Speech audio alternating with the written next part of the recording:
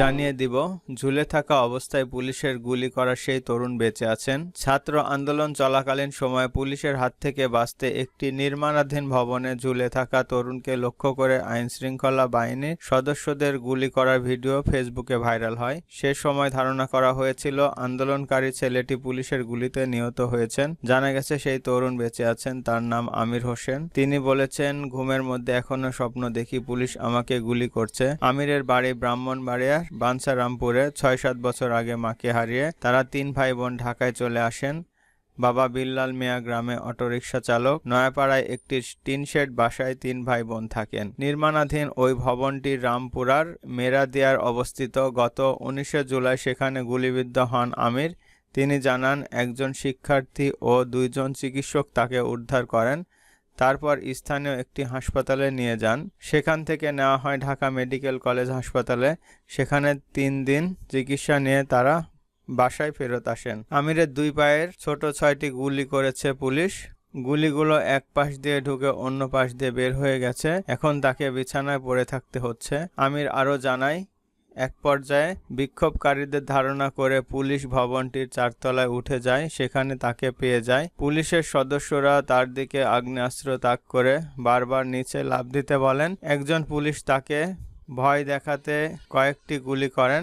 এক পর্যায়ে ভয়ে তিনি লাফ দিয়ে নির্মাণাধীন ভবনটির রড ধরে ঝুলে থাকেন। ১৯ জুলাই কী ঘটেছিল জানতে চাইলে আমির হোসেন বলেন, বিক্ষোভের কারণে দোকানপাট বন্ধ ছিল। সেদিন ছিল শুক্রবার। তিনি জুম্মার নামাজ পড়ে বাসায় ফিরছিলেন।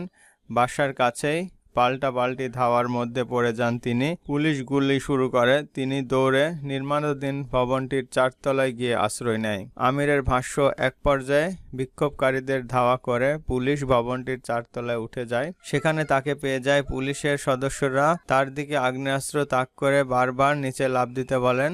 একজন পুলিশ সদস্য তাকে ভয় দেখাতে কয়েকটি গুলি করে। এক পর্যায়ে ভয়ে তিনি লাফ দিয়ে নির্মাণাধীন ভবনের রড ধরে ঝুলে থাকেন। আমির বলেন, তিনি যখন ঝুলেছিলেন তখন ৩য় তলা থেকে একজন পুলিশ সদস্য তাকে লক্ষ্য করে ৬টি গুলি করেন। গুলিগুলো তার ২ পায়ে লাগে। এক পর্যায়ে পুলিশ চলে যায়। তিনি ঝুলেছিলেন। পরে তিনি ঝাঁপ দিয়ে কোনো রকম ৩য় তলায় পড়েন। সেখানে ২ পা দিয়ে রক্ত ঝরছিল। প্রায় ৩ ঘন্টা পর তাকে উদ্ধার করে একজন শিক্ষার্থী ও ২ জন চিকিৎসক। আমির বলেন, তিনি এখন অন্যের সাহায্য ছাড়া শৌচাগারেও যেতে পারেন না। দিনের বেলায় পায়ে তেমন ব্যথা থাকে না, তবে রাতে প্রচণ্ড ব্যথা হয়। ব্যথার কারণে তেমন একটা ঘুম হয় না। তিনি আরও বলেন, চিকিৎসকেরা তাকে ৩ মাস বিশ্রামে থাকতে বলেছেন। কিন্তু চাকরি না করে কিভাবে নিজের চিকিৎসা করাবেন, সংসার চলবে কিভাবে, সেটা নিয়ে দুশ্চিন্তায় রয়েছেন তিনি। তিনি আরও বলেন, তিনি আর কখনো আগের মতো হাঁটাচলা করতে পারবেন কিনা সেটাও নিশ্চিত নন।